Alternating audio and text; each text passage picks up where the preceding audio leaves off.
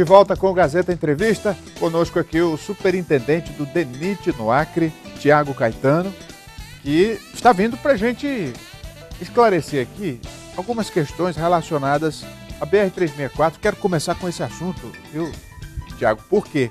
Porque tem muita gente falando que a obra da BR não está dentro do cronograma, de que não vai dar tempo de fazer aquilo que estava previsto, porque daqui a pouco acaba o verão. Enfim, como é que está o trabalho de recuperação da BR?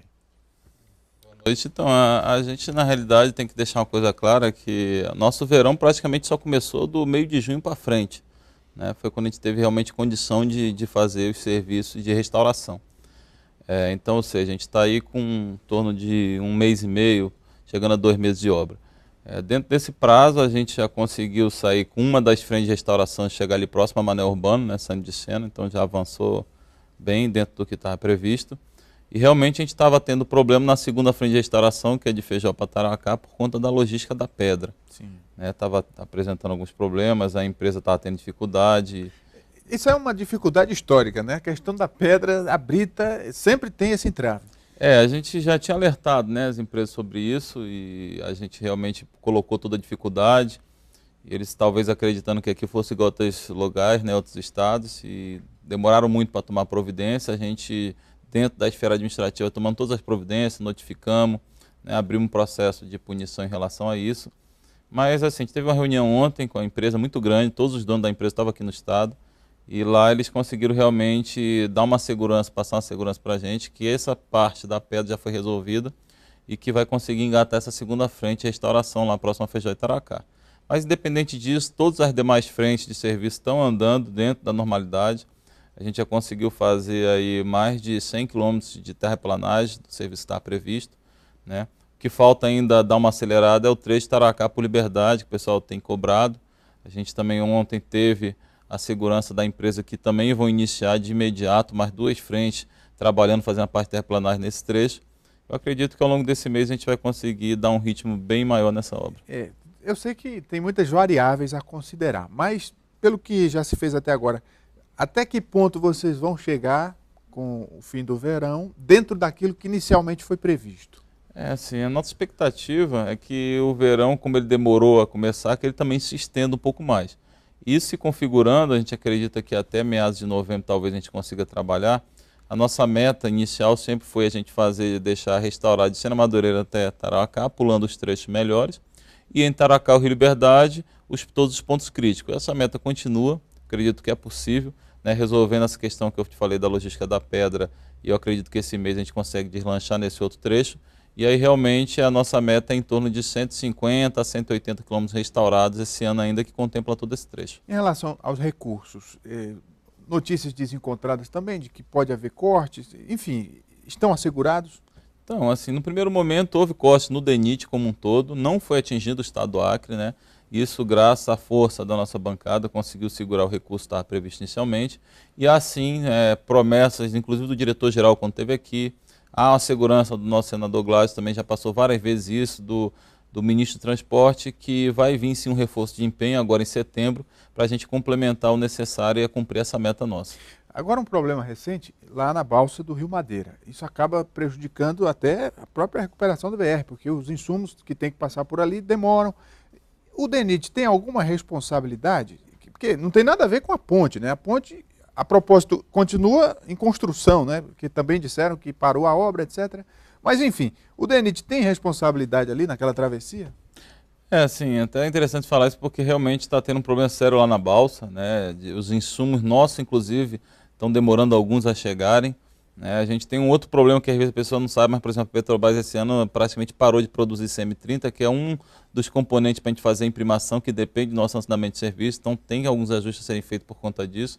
Mas, enfim, em relação à balsa, o DENIT diretamente não tem nenhuma atuação ou responsabilidade naquele sentido, né? A obra da Ponte do Madeira continua sim, houve alguns disse-me-disse aí nos bastidores, falando que tinha parado. Eu entrei em contato ontem, inclusive, com o engenheiro de lá responsável, ele me deu garantia, mandou inclusive vídeo da obra em andamento, está a todo vapor, né? E a previsão realmente é inaugurar no que vem.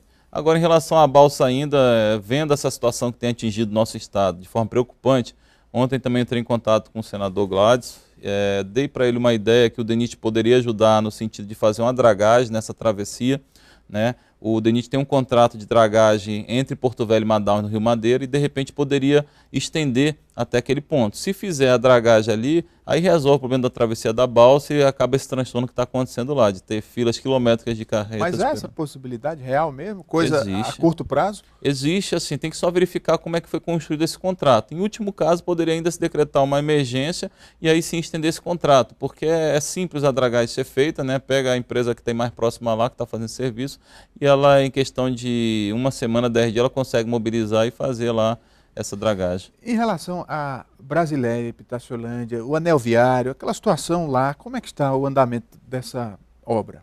Então, em relação à BR-317, a gente fala muito na 364, mas a 317, nós estamos concluindo agora as 2 últimas licitações de faltar para deixar ela toda coberta com trecho, né, de manutenção.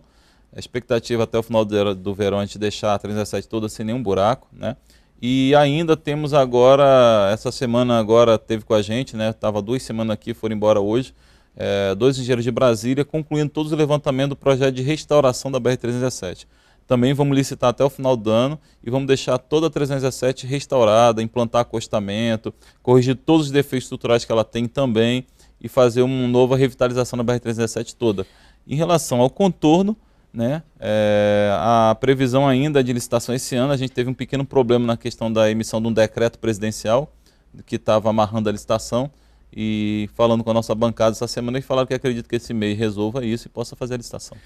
Agora um problema da cidade de Rio Branco. Dentro da área urbana passa a BR-364, cinturão conhecido como Via Verde. E aí se cobrou do DENIT que os buracos estão dificultando o trânsito, etc. Por que demorou tanto para vocês começarem essa reparação? Isso aí é um problema, assim, é uma longa história, né? Esse problema começou ano passado ainda. A nossa licitação era para ter ocorrido ano passado, antes do meio do ano. E naquele momento, como a gente ainda era ligado à Rondônia, não existia superintendência, eles engavetaram o nosso processo. Depois, quando a gente conseguiu licitar, eles cancelaram a licitação.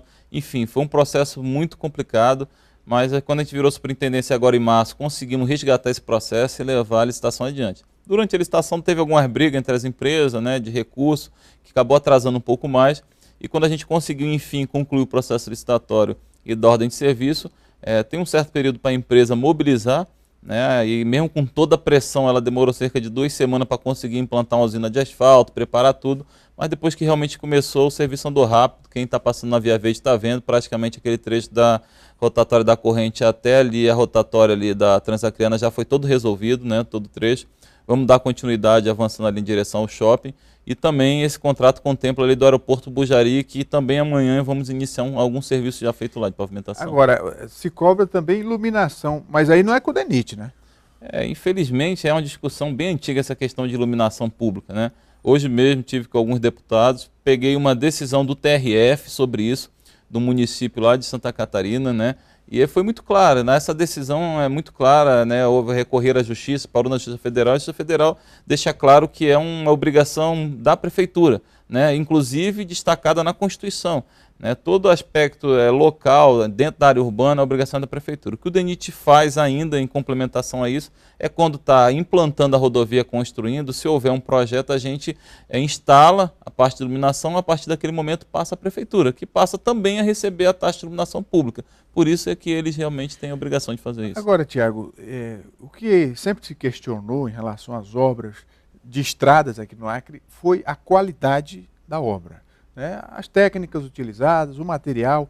E o DENIT, ao longo dos últimos anos, ao assumir essa responsabilidade, colocou a expectativa de rever esses conceitos, esses métodos e colocar um nível de fiscalização mais rigoroso. Isso está acontecendo na prática? Tem sim, Rogério. A gente tem acontecido sim, é uma das premissas básicas do DENIT, inclusive em conversa com alguns deputados que estavam nos cobrando o ritmo da obra, eu falei, a missão do DENIT, no primeiro momento, é qualidade, não é quantidade. A gente jamais vai avançar com uma obra de qualquer jeito sem garantir a qualidade.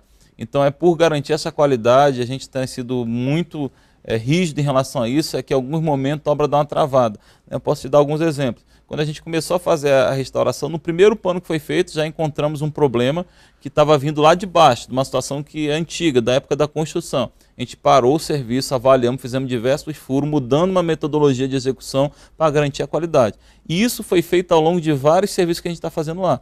Então, algumas metodologias a gente está revendo completamente. Trecho Feijó Tarauacá, por exemplo, é um trecho muito complicado, já foi feito 3, 4 vezes. A gente fez uma reestabilização lá. Quando a gente foi fazer alguns furos para avaliar como é que estava a qualidade, por exemplo, o trecho que era para dar CBR acima de 60, expansão abaixo de meio, estava dando CBR abaixo de 5. Resistência praticamente não existia. Expansão altíssima, acima de 5. Né? É complicado, veja né? bem, se a gente for ver, um leigo como eu, que não sou engenheiro, a gente vê aí nas grandes cidades, até em outros países, obras de grande porte em locais, situações muito mais inóspitas do que uma floresta. Eu vou citar um exemplo. Um túnel submarino. Quer dizer, uma cidade no oceano. Tudo isso é possível com tecnologia. Por que não se faz uma estrada de qualidade na floresta? É falta de recurso? Que se for a gente entende. Agora, dizer que não pode, como já disseram ao longo de décadas aí, o senhor que é engenheiro, me diga. Não, isso não existe, né? A questão das dificuldades, o solo, toda essa questão que realmente existe, ela é um condicionante para a obra ficar cara. Isso eu não questiono jamais. Falar em custo, é 2, é 3, é 4, é 5 bilhões, não tem que se questionar isso, porque realmente para se atingir uma obra de qualidade com a condição que a gente trabalha aqui na Amazônia, é uma obra cara. A gente não tem pedra, vem de fora, tem uma série de... Mas a partir do momento que se toma uma decisão de fazer e a engenharia está aí para isso, né, a gente tem que escolher soluções adequadas. E essa solução tem que dar resultado positivo. Então, realmente, é possível sim fazer uma com qualidade, só que as soluções têm que ser adequadas à nossa realidade. Não adianta trazer solução de outros estados, tentar aplicar aqui, sem que seja feito um estudo, um ensaio adequado, vai ser fracassado. Então, assim, realmente, Rogério, o problema nosso, a gente vê, estamos enfrentando um problema gravíssimo, inclusive na restauração, por conta na época que foi construída essa rodovia. Foi escolhida uma série de técnicas que não foram adequadas, os resultados não foram satisfatórios, e agora o DENIT planejou uma situação, quando a gente chega lá, começa a construir, a gente vê uma outra completamente diferente. Então a gente vê índice de resistência baixíssimo, então às vezes a gente, em vez de restaurar, a gente está fazendo uma mini construção novamente, tem que estar corrigindo o que tem lá, fazendo novas camadas. Então assim, estamos começando às vezes em alguns pontos quase do zero. Então é uma situação que a gente não esperava, isso atrasa um pouco, óbvio, mas a nossa meta realmente é trazer soluções adequadas e que dessa vez o que for feito fique, permaneça, não seja perdido com soluções que realmente não se adequam à realidade. Para fechar, ainda tem uma variável que pode mudar, que é a questão política, né? Influencia em tudo que a gente discutiu aqui. Por exemplo, agora, alguns cargos federais, possibilidade de troca de comando por conta da votação lá da Câmara para impedir a investigação do Michel Temer, etc. O DENIT do Acre parece que não entrou nessa cota, né? Continua estável.